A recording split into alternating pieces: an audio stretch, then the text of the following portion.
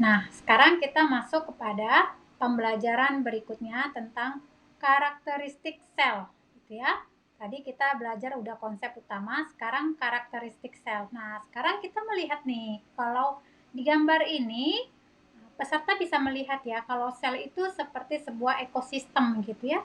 Nah, atau kalau di sini ya layaknya itu sebuah kota, di mana satu sel itu sendiri terdiri dari banyak item-itemnya gitu kan. Ada kalau di gambar ini sel di bagian kayak sel tulang gitu ya. Misalnya ada, karena kenapa saya katakan kayak sel sel pada tulang, karena di sini ada sitoskeleton. Sitoskeleton itu sel pada tulang. Nah, jadi sel pada tulang itu sendiri itu ada nukleus. Nukleus ini yang warna ungu, baru di dalam warna ungu itu kan seperti ada lingkaran kecil. Nah, itu nukleus. Itu kan yang apa yang agak besarnya gitu. Nah, nukleus ini namanya inti sel. Inti sel. Nah, nggak ada pointer ya, jadi saya nggak bisa menunjukkan gitu kan, padahal di laptop saya ini saya melingkari gitu. Nah, ini yang warna ungu itu namanya inti sel gitu kan, atau disebut nukleus inti gitu kan.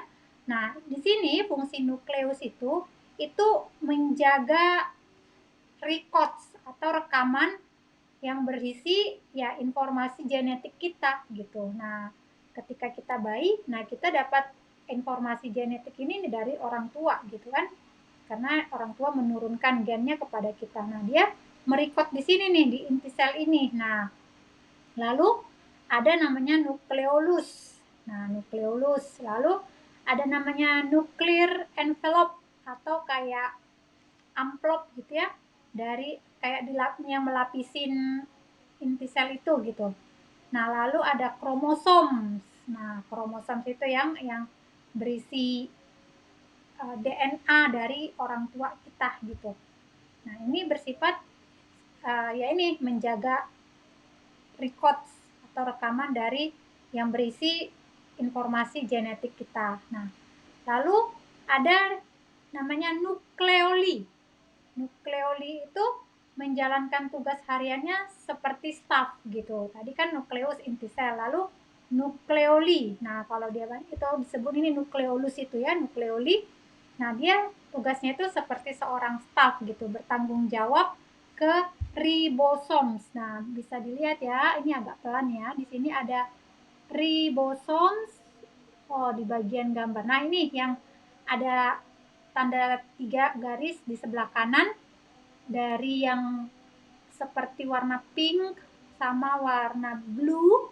Nah, itu di bagian luarnya itu gitu ya. Nah, itu namanya ribosomes. Nah, jadi nukleoli tadi ini kan seperti staf. Nah, dia PIC-nya itu, supervisornya itu ribosomes gitu. Jadi nukleoli itu bertanggung jawab kepada ribosomes. Nah, ribosomes ini lokasinya kan agak jauh nih dari nukleoli gitu. Karena kenapa? Karena dia dikatakan itu man in the field, seolah-olah dia itu orang lapangan, manusia lapangan gitu kan.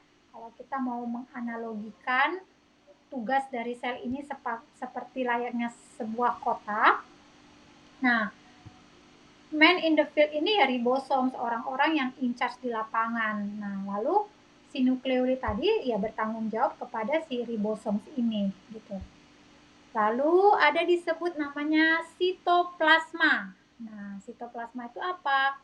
Atmosfer dari substansi hidup sel. Atmosfer dan substansi hidup dari sel. Jadi ada yang disebut namanya sitoplasma. Nah, di sini pada bagian gambar ini tidak tergambar ya sitoplasma itu, nanti mungkin di bagian yang lain karena ini contohnya jenis sel pada tulang gitu ya, makanya warna putih gitu kan di bagian bawahnya itu kayak tulang berwarna putih. Mungkin ini sel pada gigi atau sel pada ya tulang gitu ya. Nah, di sini tidak terlihat, tidak dikasih tahu yang mana itu sitoplasma, tapi kalau kita pada sel lain mungkin muncul. Nanti bisa di googling ya. Nah, itu atmosfer dan substansi hidup dari sel gitu lah. Lalu ada disebut namanya membran plasma atau membran sel. Disebut membran plasma itu dia kayak dinding. plasma membran. Nah, di sini di bagian kanan itu di atas mitokondrion itu ada plasma membran gitu ya. Nah, ini tugasnya nih mengelilingi dan melindungi sel. Jadi ini kayak tembok di sekeliling itu yang warna putih itu. Nah, ini namanya plasma membran gitu. Dia mengelilingi sel. Jadi ini kayak tembok gitu ya, menjaga sel. Nah, lalu nanti setelah membran plasma tadi ada disebut namanya cellular wall atau dinding sel gitu. Nah, dinding sel ini sebagai kayak gatekeepers gitu, gatekeepers. Nah, di sini cellular wall-nya itu tidak dikasih tahu ya. Nah, tugasnya gambarnya yang mana, tapi ya dia bukan membran plasma, tapi dia itu kayak cellular wall, kayak dinding dinding sel gitu. Nah, dinding sel dia dan itu tugasnya itu sebagai penjaga pintu gitu, penjaga pintu untuk menerima apa yang boleh masuk ke sel dan menghalangi yang tidak boleh masuk ke sel gitu. Jadi dia itu kayak penjaga gerbang, penjaga gerbang kalau kita menganalogikan sebagai security di dalam satu cluster. Nah, terus security inilah yang memastikan tamu itu boleh masuk atau tidak gitu. Nah, dengan syarat-syarat yang sudah ditentukan. Nah, kalau misalnya tamu itu dianggap berbahaya gitu ya. Nah, security ini akan menghalangi tamu tersebut untuk masuk ke dalam cluster. Nah, si cellular wall itu seperti itu gitu. Jadi nanti ada zat-zat atau patogen-patogen yang masuk ke sel, nah dia akan menghalangi. Nah, kalau nutrisi yang masuk ke sel, kalau seperti itu, nah dia akan memberikan masuk atau menyerap yang masuk tadi. Nah, ini di dalam slide yang ini. Nah, kita akan masuk kepada slide berikutnya lagi, masih di dalam karakteristik sel ya. Nah, lalu nukleus itu dijaga oleh nuclear envelope. Nah, nuclear envelope itu yang mana tadi? Nah, ini ya, nuclear envelope dijaga. Nukleus tadi dijaga sama nuclear envelope. Nah, ini. Lalu ada namanya IR, endoplasmic reticulum. Nah, itu tugasnya membawa informasi dari sel ke inti sel atau sebaliknya dari inti sel ke sel. Nah, sekarang saya coba tunjukkan gambar yang tadi. Nah, smooth endoplasmic reticulum itu di bagian kiri yang ke atas. Nah, jadi IR itu terdiri dari dua bagian. Ada yang smooth, ada yang rough gitu ya. Yang rough itu yang rada kasar, itu bentuknya agak besar-besar. Nah, yang smooth itu yang agak halus gitu ya, yang atas. Nah, yang bawah itu yang bagian ke dalam itu yang rough gitu ya.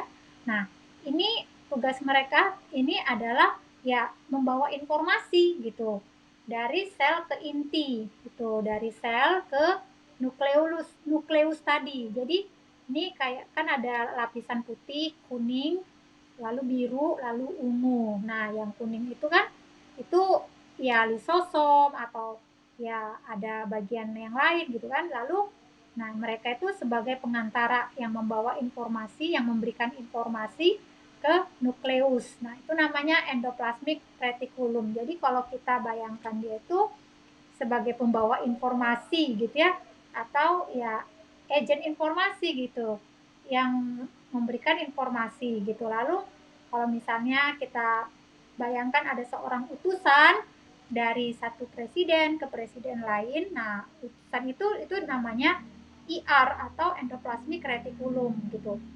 Dia akan membawa informasi dari presiden yang satu ke presiden ini, lalu nanti presiden yang ini meresponi lalu memberikan tanggapannya, feedback yang akan dibawakan informan tadi ke pada presiden yang tadi mengirim gitu. Jadi dia ini sebagai informan, orang-orang yang memberikan informasi. Nah, itu IR gitu. Nah, IR ini tugasnya seperti itu ya, sebagai informan. Nah, lalu ada namanya Golgi apparatus. Nah, di sini tidak terlihat. Oh, ada yang warna rada-rada ke pink itu ya, warna yang pink muda atau pastel mungkin ini. Nah, ini namanya Golgi apparatus. Nah, kalau di slide yang ini, ya ini warna ungu. Nah, bentuknya seperti ini ya, kayak kayak bunga gitu. Nah, ada lengkungan-lengkungannya. Nah, ini Golgi apparatus. Nah, di sini dia, dan itu banyak elemen-elemen dari Golgi apparatus itu sendiri. Nah, Golgi apparatus ini itu tugasnya itu mengumpulkan, lalu dari kumpul lalu mengubah, menyusun, lalu mendistribusi protein atau ya protein itu kan bentuk yang kompleks, asam amino dan lipid oleh IR. Nah, IR tadi yang super titles pabrik yang informan tadi gitu. Jadi si informan tadi itu kan udah bawa informasi itu kan, lalu informasi. Nah, kita slide yang tadi Golgi apparatus. Nah, ini yang biru-biru tadi itu. Nah, dia mengolah informasi yang diberikan oleh IR ini tadi gitu, yang sebelum disampaikan ke sel memberikan informasi. Nah, disinilah si Golgi apparatus itu mengumpulkan informasi dari IR, lalu menyusun, lalu mendistribusikan asam amino tadi gitu kan, dan lipid tadi gitu oleh IR. Nah, oleh IR ke nukleus, ke sel inti gitu ya. Jadi disinilah si aparatus tadi, si Golgi apparatus tadi, nah dia mengumpulkan informasi gitu kan, dia kan ada di bagian agak keluar gitu ya, mengumpulkan informasi yang didapatnya dari mana. Kan tadi ada namanya plasma membran gitu kan, plasma membran yang melindungi. Lalu nanti ada namanya gatekeepers gitu kan, yang bertugas menjaga gerbang gitu, yang mana yang boleh masuk, yang mana yang dihalangin gitu kan. Nah, si Golgi apparatus ini itu kayak pos berikutnya setelah pintu gerbang. Nah, disitulah dia mendapatkan mengubah gitu kan, mengubah lalu menyusun yang masuk tadi gitu kan, mengumpulkan, mengubah, menyusun, mendistribusikan protein dan lipid nanti yang itu, dan mendistribusikan protein dan lipid tadi oleh IR. Nah, jadi setelah protein yang masuk tadi diolah gitu ya ceritanya, diolah lalu ya didistribusikan sama IR. IR ini tadi apa? Itu ya informan tadi didistribusikan oleh IR gitu. Nah, itu tugas daripada si Golgi apparatus ini gitu. Nah, Golgi apparatus ini nanti menghasilkan namanya vesicle gitu, vesicle. Nah, lalu protein yang dihasilkan dalam jumlah besar, asam amino yang dihasilkan dalam jumlah besar itu banyak ditemukan di mana? Banyak ditemukan di pankreas, di kelenjar ludah, di hati, dan di organ lainnya. Jadi hampir semua organ kita itu ada Golgi apparatusnya gitu, karena tugasnya itu sangat kompleks gitu ya. Dia yang mengubah, mengumpulkan, menyusun, mendistribusikan protein yang masuk gitu. Jadi ini kayak departemen yang kalau ya departemen yang lebih kompleks dari